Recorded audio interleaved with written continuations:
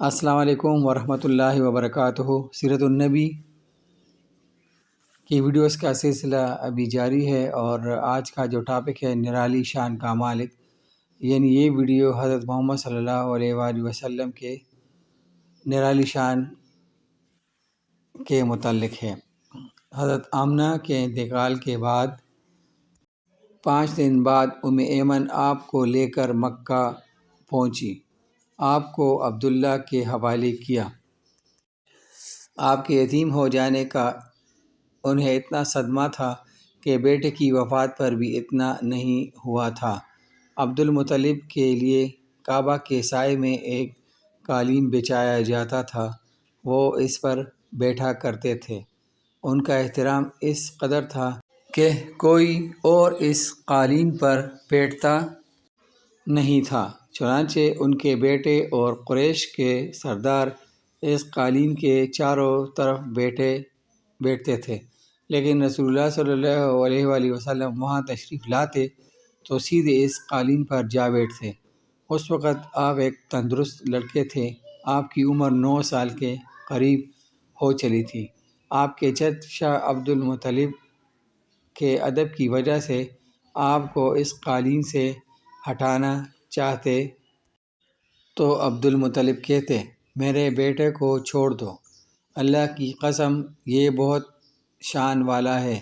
پھر وہ آپ کو محبت سے اس فرش پر بٹھاتے، آپ کی کمر پر شفقت سے ہاتھ پھیرتے، آپ کی باتیں سن سن کر حد درجے خوش ہوتے رہتے۔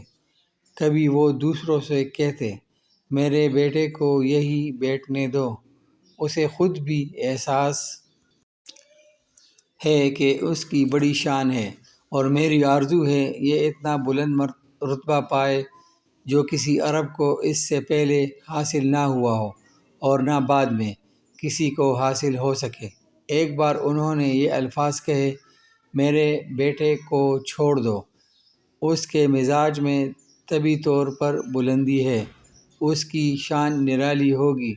یہاں تک کہ عمر کے آخری حصے میں حضرت عبد المطلب کی آنکھیں جواب دے گئی تھیں، آپ نابینا ہو گئے تھے۔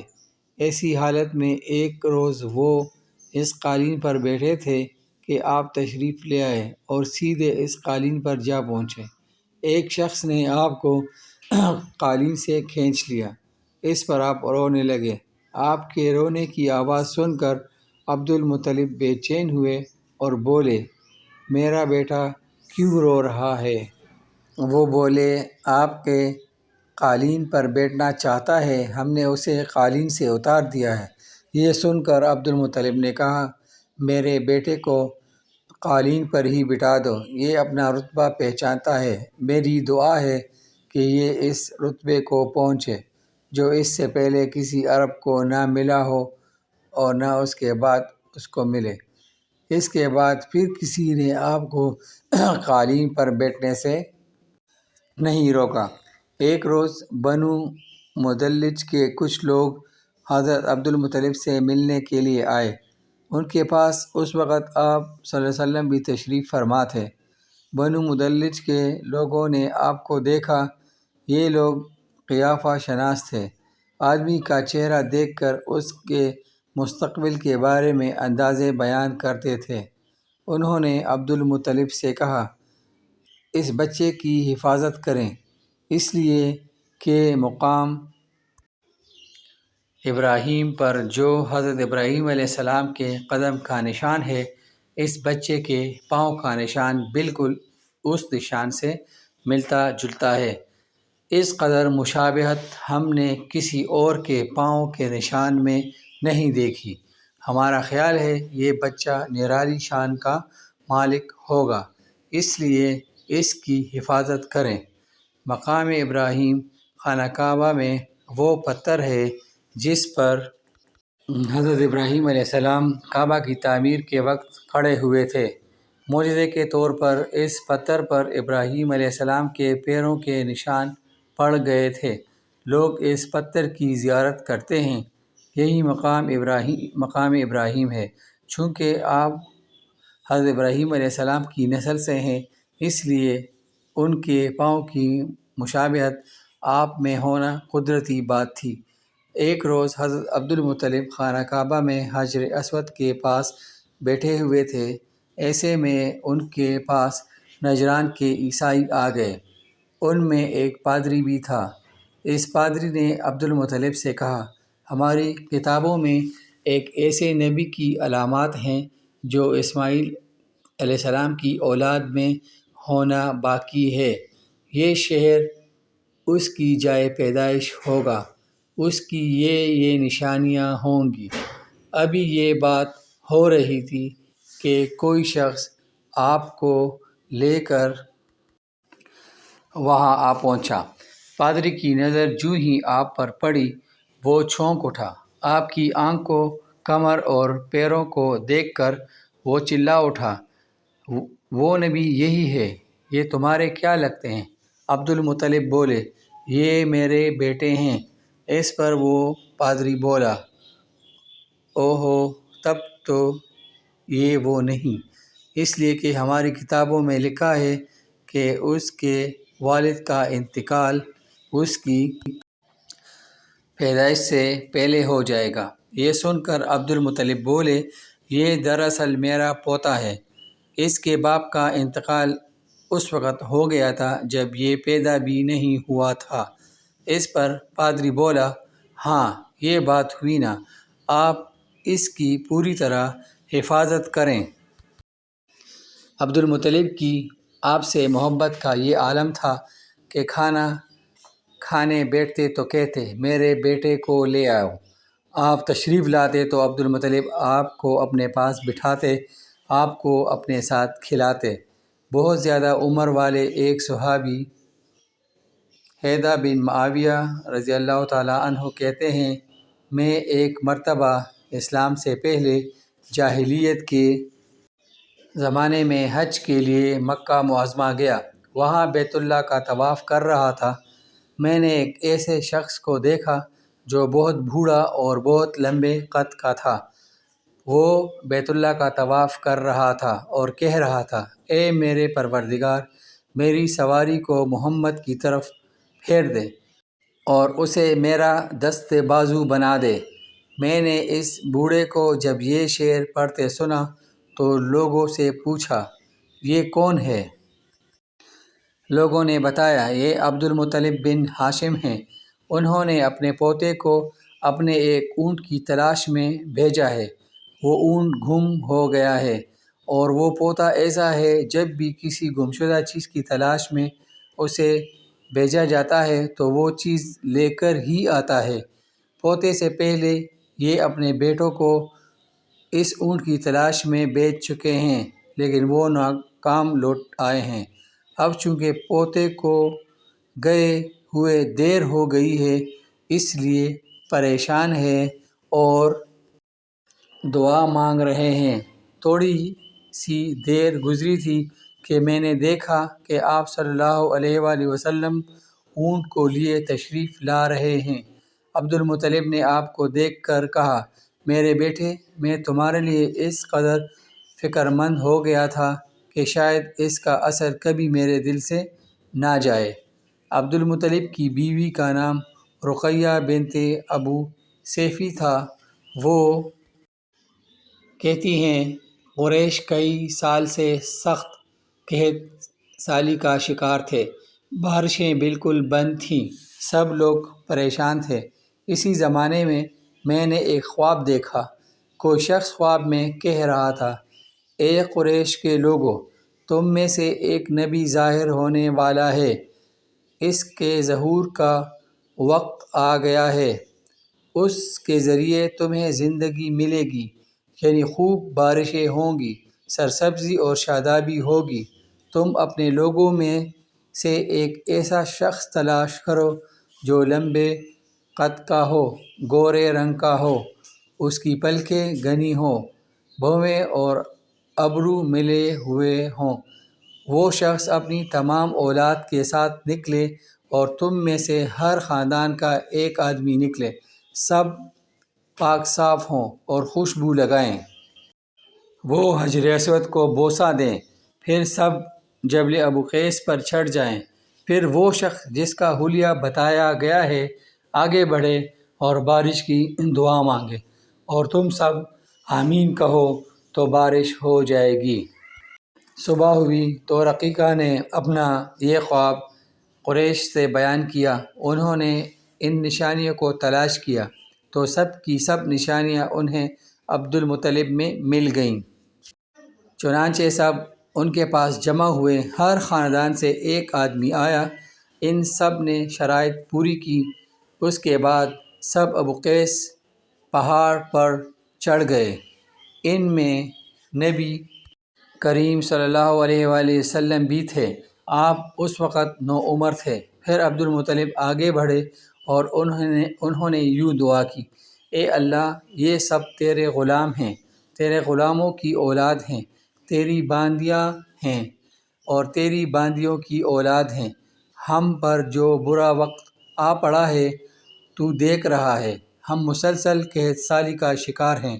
اب اونٹ، گائے، گھوڑے، خچر اور گدھے سب کچھ ختم ہو چکے ہیں اور جانوروں پر بن آئی ہے، اس لیے کہ ہماری یہ خوش سالی ختم فرما دے، ہمیں زندگی اور سرسبزی اور شادابی عطا فرما دے۔ ابھی یہ دعا مانگ ہی رہے تھے کہ بارش شروع ہو گئی، وادیاں پانی سے بھر گئیں۔ لیکن اس بارش سے ایک بہت عجیب بات ہوئی، اور وہ عجیب بات یہ تھی کہ قریش کو یہ سیرابی ضرور حاصل ہوئی، مگر یہ بارش قبیلہ قیس اور قبیلہ مضر کی قریبی بستیوں میں بالکل نہ ہوئی۔ آپ لوگ بہت حیران ہوئے کہ یہ کیا بات ہوئی، ایک قبیلے پر بارش اور آس پاس کے سب قبیلے بارش سے محروم۔ تمام قبیلوں کے سردار جمع ہوئے، اس سلسلے میں بات چیت شروع ہوئی۔ ایک سردار نے کہا: ہم زبردست قحط اور خوش سالی کا شکار ہیں، جبکہ قریش کو اللہ تعالیٰ نے بارش عطا کی ہے، اور یہ عبد المطلب کی وجہ سے ہوا ہے، اس لیے ہم سب ان کے پاس چلتے ہیں۔ اگر وہ ہمارے لیے دعا کریں تو شاید اللہ ہمیں بھی بارش دے دے۔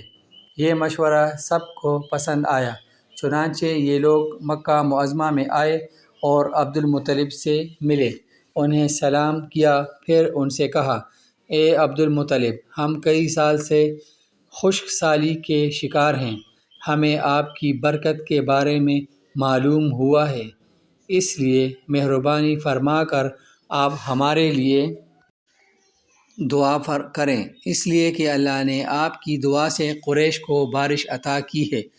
ان کی بات سن کر عبد المطلب نے کہا: اچھی بات ہے، میں کل میدان عرفات میں آپ لوگوں کے لیے بھی دعا کروں گا۔ دوسرے دن صبح سویرے عبد المطلب میدان عرفات کی طرف روانہ ہوئے۔ ان کے ساتھ دوسرے لوگوں کے علاوہ ان کے بیٹے اور اللہ کے رسول اللہ صلی اللہ علیہ وآلہ وسلم بھی تھے۔ عرفات کے میدان میں عبد المطلب کے لیے ایک کرسی بچھائی گئی، وہ اس پر بیٹھ گئے۔ نبی کریم صلی اللہ علیہ وسلم کو انہوں نے گود میں بٹھا لیا، پھر انہوں نے ہاتھ اٹھا کر یوں دعا کی: اے اللہ، چمکنے والی بجلی کے پروردگار اور کڑکنے والی گرج کے مالک، پالنے والوں کے پالنے والے اور مشکلات کو آسان کرنے والے، یہ قبیلہ قیس اور قبیلہ مضر کے لوگ ہیں، یہ بہت پریشان ہیں، ان کی کمریں جھک گئی ہیں، یہ تجھ سے اپنی لاچاری اور بے کسی کی فریاد کرتے ہیں اور جان و مال کی بربادی کی شکایت کرتے ہیں۔ پس اے اللہ، ان کے لیے خوب برسنے والے بادل بھیج دے اور آسمان سے ان کے لیے رحمت عطا فرما، تاکہ ان کی زمینیں سرسبز ہو جائیں اور ان کی تکالیف دور ہو جائیں۔ عبد المطلب ابھی یہ دعا کر ہی رہے تھے کہ ایک سیاہ بادل اٹھا، عبد المطلب کی طرف آیا اور اس کے بعد اس کا رخ قبیلہ قیس اور بنو مضر کی بستیوں کی طرف ہو گیا۔ یہ دیکھ کر عبد المطلب نے کہا: اے گروہ قریش اور مضر، جاؤ، تمہیں سیرابی حاصل ہوگی۔ چنانچہ یہ لوگ جب اپنی بستیوں میں پہنچے تو وہاں بارش ہو چکی تھی۔ آپ 7 سال کے ہو چکے تھے کہ آپ کی آنکھیں دکھنے کو آ گئیں۔ مکہ میں آنکھوں کا علاج کرایا گیا لیکن افاقہ نہ ہوا۔ عبد المطلب سے کسی نے کہا، عکاظ کے بازار میں ایک راہب رہتا ہے، وہ آنکھوں کی تکالیف کا علاج کرتا ہے۔ عبد المطلب آپ کو اس کے پاس لے گئے۔ اس کی عبادت گاہ کا دروازہ بند تھا۔ انہوں نے اسے آواز دی، راہب نے کوئی جواب نہ دیا۔ اچانک عبادت گاہ میں شدید زلزلہ آیا۔ راہب ڈر گیا کہ کہیں عبادت خانہ اس کے اوپر نہ گر پڑے، اس لیے ایک دم باہر نکل آیا۔ اب اس نے آپ کو دیکھا تو چونک اٹھا۔ اس نے کہا، اے عبد المطلب، یہ لڑکا اس امت کا نبی ہے۔ اگر میں باہر نہ نکل آتا تو یہ عبادت گاہ ضرور مجھ پر گر پڑتی۔ اس لڑکے کو فوراً واپس لے جاؤ اور اس کی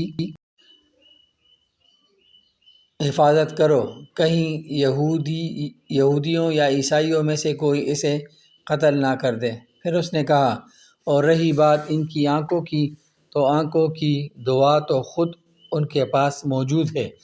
عبد المطلب یہ سن کر حیران ہوئے اور بولے، ان کے اپنے پاس ہے؟ میں سمجھا نہیں۔ ہاں، ان کا لعابدہن ان کی آنکھوں میں لگائیں۔ انہوں نے ایسا ہی کیا، آنکھیں فوراً ٹھیک ہو گئیں۔ پرانی آسمانی کتابوں میں آپ کی بہت سی نشانیاں لکھی ہوئی تھیں۔ اس کی تفصیل بہت دلچسپ ہے۔ یمن میں ایک قبیلہ حمیر تھا۔ وہاں ایک شخص سیف بن یزن تھا۔ وہ سیف حمیری کہلاتا تھا۔ کسی زمانے میں اس کے باپ دادا اس ملک پر حکومت کرتے تھے، لیکن پھر حبشیوں نے یمن پر حملہ کیا اور اس پر قبضہ کر لیا۔ وہاں حبشیوں کی حکومت ہو گئی۔ 70 سال تک یمن حبشیوں کے قبضے میں رہا۔ جب یہ سیف بڑا ہوا تو اس کے اندر اپنے باپ دادا کا ملک آزاد کرانے کی امنگ پیدا ہوئی۔ چنانچہ اس نے ایک فوج تیار کی۔ اس فوج کے ذریعے حبشیوں پر حملہ کیا اور انہیں یمن سے بھگا دیا۔ اس طرح وہ باپ دادا کے ملک کو آزاد کرانے میں کامیاب ہو گیا، وہاں کا بادشاہ بن گیا۔ یہ یمن عرب کا علاقہ تھا۔ جب اس پر حبشیوں نے قبضہ کیا تھا تو عربوں کو بہت افسوس ہوا۔ 70 سال بعد جب یمن کے لوگوں نے حبشیوں کو نکال باہر کیا تو عربوں کو بہت خوشی ہوئی۔ ان کی خوشی کی ایک وجہ تو یہ تھی کہ انہی حبشیوں نے ابرہہ کے ساتھ مکہ پر چڑھائی کی تھی۔ چاروں طرف سے عربوں کے وفد سیف کو مبارکباد دینے کے لیے آنے لگے۔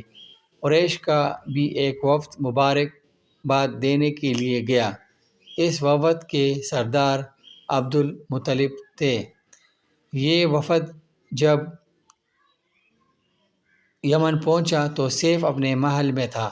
اس کے سر پر تاج تھا، سامنے تلوار رکھی تھی اور حمیری سردار اس کے دائیں بائیں بیٹھے تھے۔ سیف کو قریش کے وفد کی آمد کے بارے میں بتایا گیا۔ اسے یہ بھی بتایا گیا کہ یہ لوگ کس رتبے کے ہیں۔ اس نے ان لوگوں کو آنے کی اجازت دے دی۔ یہ وفد دربار میں پہنچا۔ عبد المطلب آگے بڑھ کر اس کے سامنے جا کھڑے ہوئے۔ انہوں نے بات کرنے کی اجازت چاہی۔ سیف نے کہا، اگر تم بادشاہوں کے سامنے بولنے کے آداب سے واقف ہو تو ہماری طرف سے اجازت ہے۔ تب عبد المطلب نے کہا، اے بادشاہ، ہم کعبہ کے غلام ہیں، اللہ کے گھر کے محافظ ہیں، ہم آپ کو مبارکباد دینے آئے ہیں۔ یمن پر حبشی حکومت ہمارے لیے بھی بوجھ بنی ہوئی تھی۔ آپ کو مبارک ہو۔ آپ کے اس کارنامے سے آپ کے بزرگوں کو بھی عزت ملے گی اور آنے والی نسلوں کو بھی وقار حاصل ہوگا۔ سیف ان کے الفاظ سن کر بہت خوش ہوا، بے اختیار بول اٹھا، اے شخص، تم کون ہو؟ کیا نام ہے تمہارا؟ انہوں نے کہا، میرا نام عبد المطلب بن ہاشم ہے۔ سیف نے ہاشم کا نام سن کر کہا، تب تو تم ہماری بہن کے لڑکے ہو۔ عبد المطلب کی والدہ مدینے کے قبیلے خزرج کی تھیں اور خزرج کا قبیلہ دراصل یمن کا تھا۔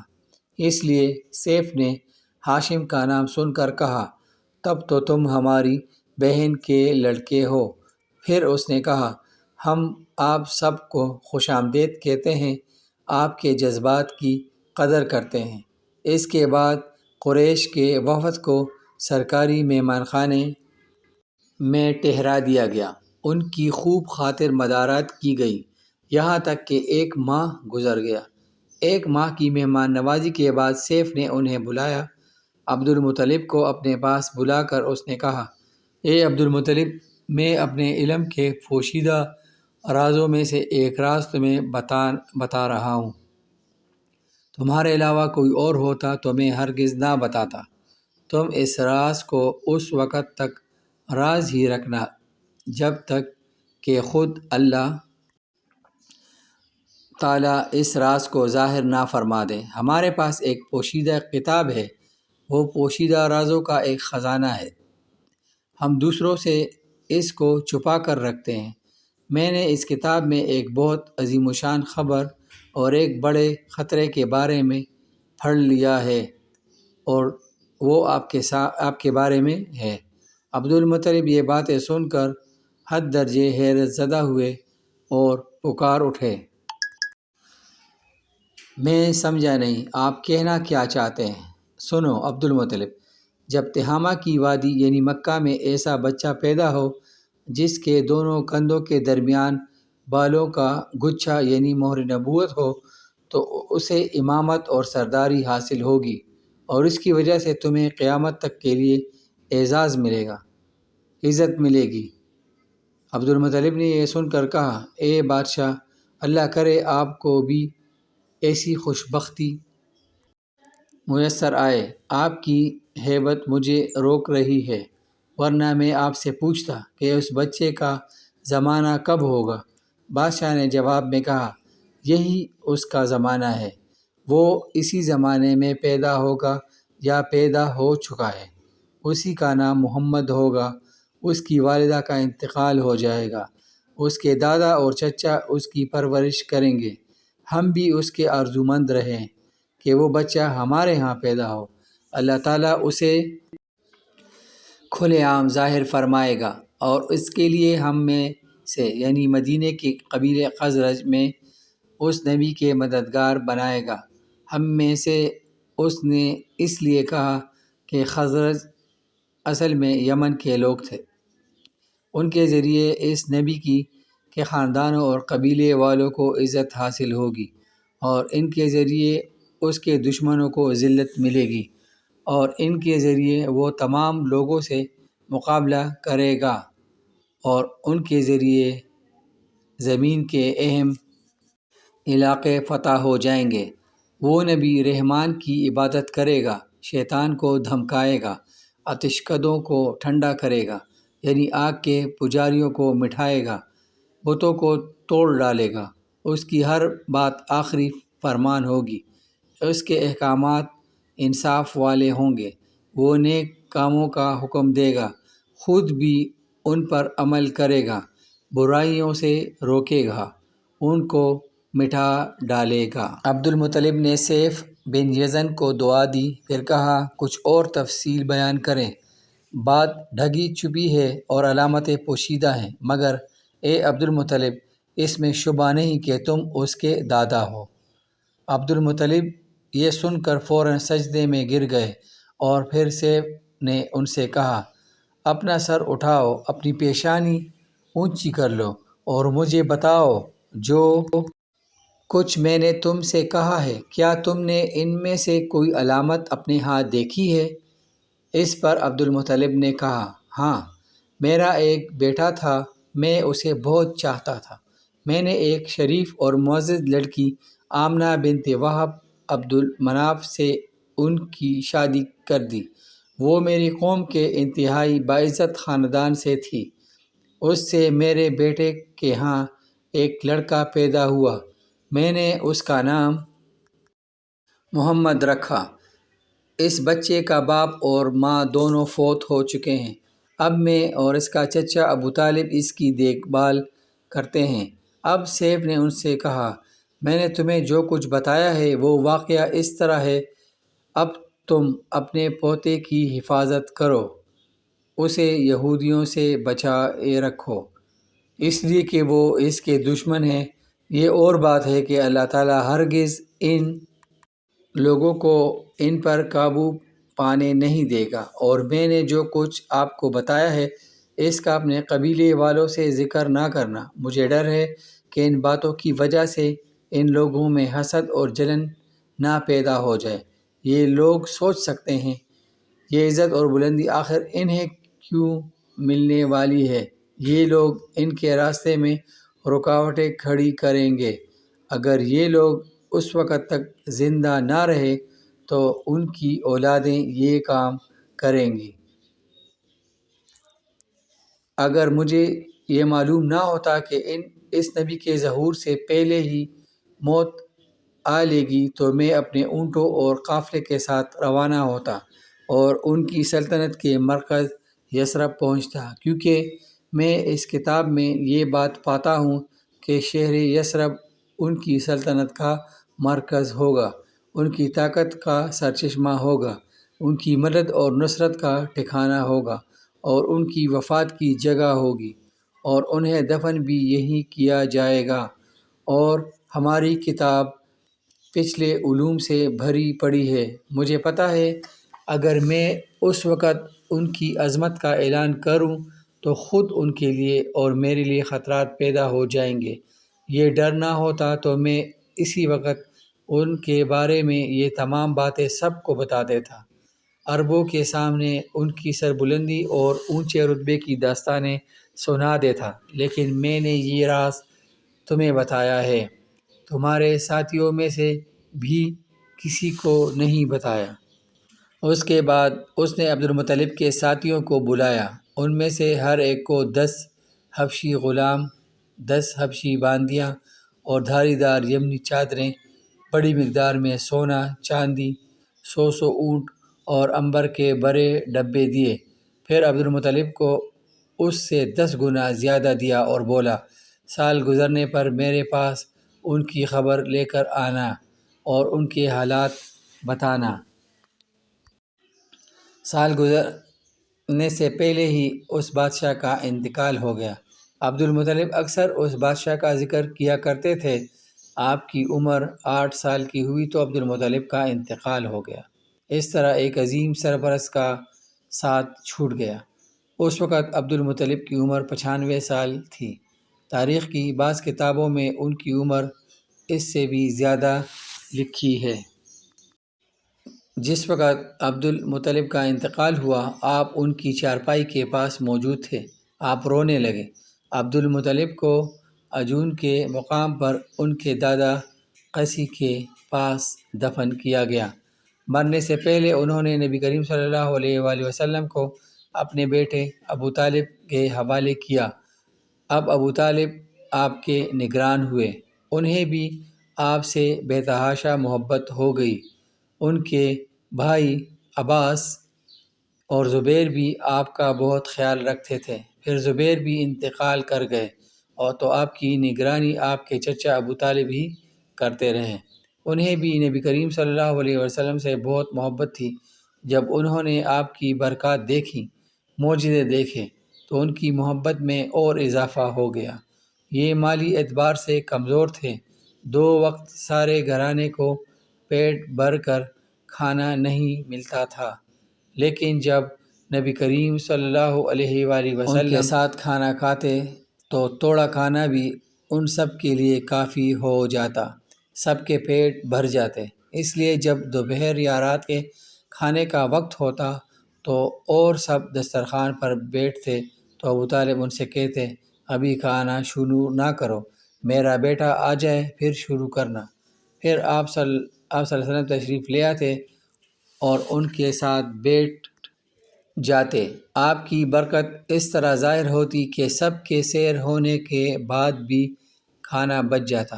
اگر دودھ ہوتا تو پہلے نبی کریم صلی اللہ علیہ وسلم کو پینے کے لیے دیا جاتا، پھر ابو طالب کے بیٹے پیتے، یہاں تک کہ ایک ہی پیالے سے سب کے سب دودھ پی لیتے، خوب سیر ہو جاتے اور دودھ پھر بھی بچ جاتا۔ ابو طالب کے لیے ایک تکیہ رکھا رہتا تھا، وہ اس سے ٹیک لگا کر بیٹھتے تھے۔ رسول اللہ صلی اللہ علیہ وآلہ وسلم تشریف لاتے تو آ کر سیدھے اس تکیے کے ساتھ بیٹھ جاتے۔ یہ دیکھ کر ابو طالب کہتے، میرے بیٹے کو اپنے بلند مرتبے کا احساس ہے۔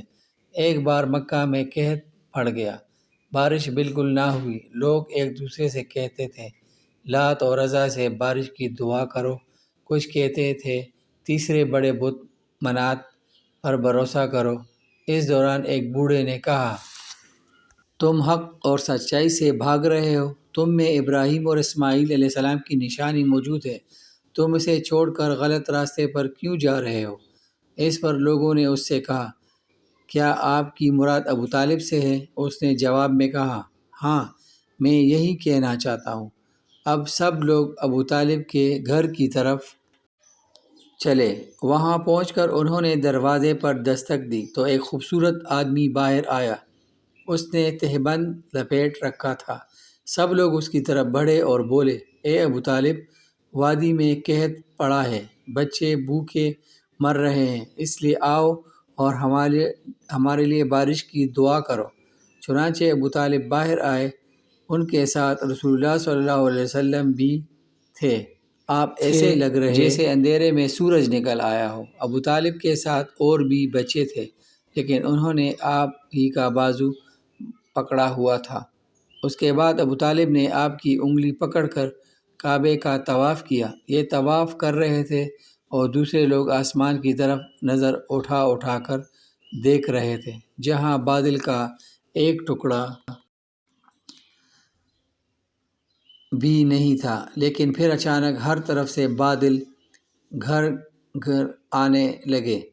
اس قدر زوردار بارش ہوئی کہ شہر اور جنگل سب سیراب ہو گئے۔ ابو طالب ایک بار ذی الحجاز کے میلے میں گئے۔ یہ جگہ عرفات سے تقریباً 8 کلومیٹر دور ہے۔ ان کے ساتھ رسول اللہ صلی اللہ علیہ وآلہ وسلم بھی تھے۔ ایسے میں ابو طالب کو پیاس محسوس ہوئی۔ انہوں نے آپ سے کہا، بھتیجے، مجھے پیاس لگی ہے۔ یہ بات انہوں نے اس لیے نہیں کہی تھی کہ آپ کے پاس پانی تھا، بلکہ اپنی بے چینی ظاہر کرنے کے لیے کہی تھی۔ چچا کی بات سن کر آپ فوراً سواری سے اتر آئے اور بولے، چچا جان، آپ کو پیاس لگی ہے؟ انہوں نے کہا، ہاں بھتیجے، پیاس لگی ہے۔ یہ سنتے ہی آپ نے ایک پتھر پر اپنا پاؤں مارا۔ حضرت محمد کے نرالی شان کے متعلق یہ ویڈیو ختم ہوئی، اور سیرت النبی کی اگلی ویڈیو کے لیے انتظار کیجیے، کیونکہ ابھی یہ سلسلہ جاری ہے۔